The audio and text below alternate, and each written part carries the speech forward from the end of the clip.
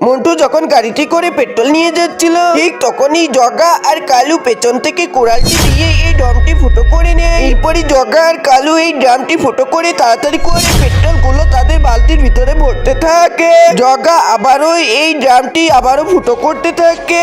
এরপরে তারা তাড়াতাড়ি করে এই বালতির ভিতরে তারা পেট্রোল গুলো নিতে থাকে। এক বালতি পেট্রোল নেওয়া হয়ে গেলে তারা আবারও আরেকটি বালতি দিয়ে দেয় ওই জায়গায়। এরপরে কালু ওখান থেকে পেট্রোলের এই বালতিটি নিয়ে তাড়াতাড়ি করে চলে যায়। আর দেখি জগা এই পেট্রোলটি তার এই ড্রামের ভিতরে ভরতে থাকে। এরপরে তাদের এই ড্রামের ভিতরে পেট্রোলটি ভরা হয়ে গেলে তারা ওখান থেকে তাড়াতাড়ি করে চলে যায়। আর এদিকে জন্টু তাড়াতাড়ি করে মনের আনন্দে এই গাড়িটি চালিয়ে ওখান থেকে নিয়ে যাচ্ছিল। আর কালু আর জগা এই তেলগুলো সব চুরি করে নিয়ে এই জায়গায় চলে আসে। বলতে থাকে, আরে আজকে তো আমরা অনেকগুলো তেল চুরি করেছি, এগুলো বিক্রি করলে আমরা অনেক টাকা পাবো। এই বলে কালু আর জগা ওখান থেকে তাড়াতাড়ি করে এই তেলগুলো নিয়ে বাজারে বিক্রি করতে চলে যায়।